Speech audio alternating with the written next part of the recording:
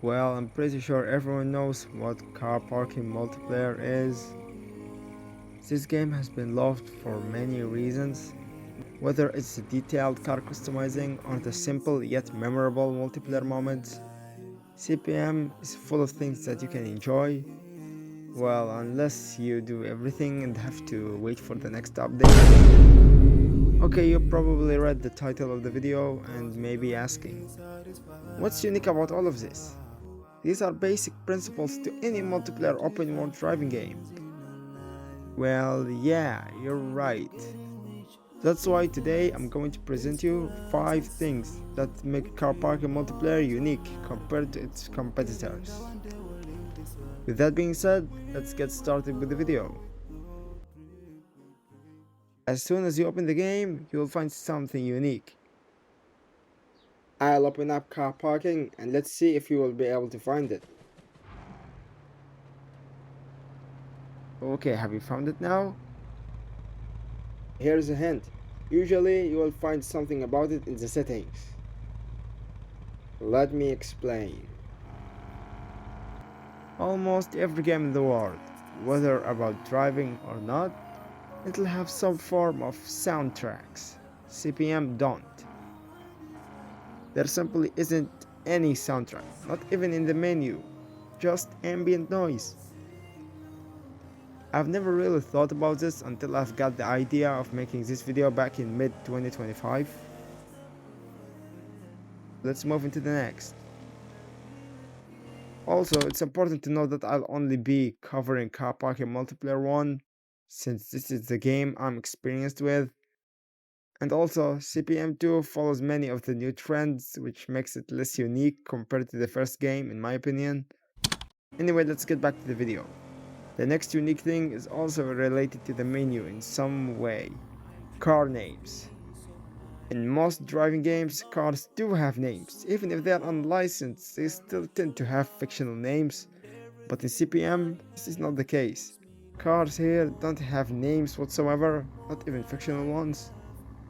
Well, technically some cars do by having weird names written on them in the place where the real car names are supposed to be written, but these are just decoratives. They aren't written anywhere for us to read outside of those badges.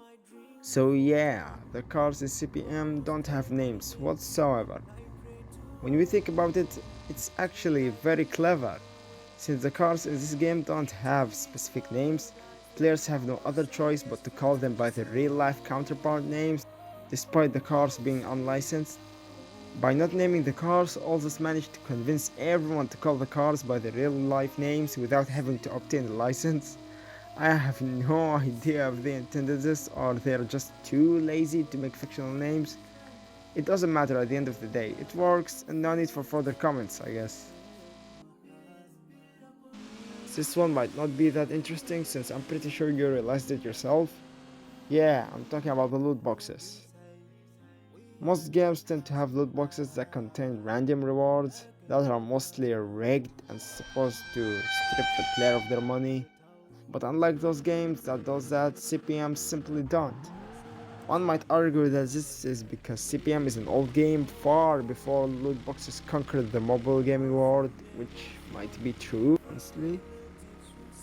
The next one might not be the most unique thing in history, but it's definitely rare to have it implemented this way. The racing. The racing system in Kapake multiplayer is kind of weird, being able to challenge another player on the fly for a drag or a track race. It's fairly convenient, you don't have to enter a session dedicated to races like some games. But again, this is not very exclusive to CPM, in fact most open world driving games do this nowadays.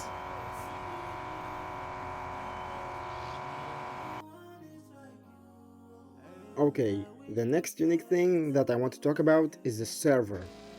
Like any multiplayer game or an online game in general, there must be a server that the game is running on for the players to be able to connect to the same session. Those servers usually can't handle multiple different games running on them. Well, not CPM, because you can play old versions of the game and their multiplayer servers still work. This is because CPM uses the same server for all versions, but it simply doesn't show you the multiplayer rooms that are on a different version of the game. It's kinda cool that all versions are still supported, even if that's not what Alsace intended, especially if you want to go back to the old days with your mates. And there you have it, 5 things that make car parking multiplayer unique compared to its competition. With this one, looks like I'm back to shorter videos. In my opinion, this feels better. The 4 to 6 minutes mark has always been my favorite. Anyway, I think this is where this video ends. I hope you enjoyed it. Let me know what you think down below. I really love reading your comments. Thank you so much for watching. Assalamu alaikum wa rahmatullahi wa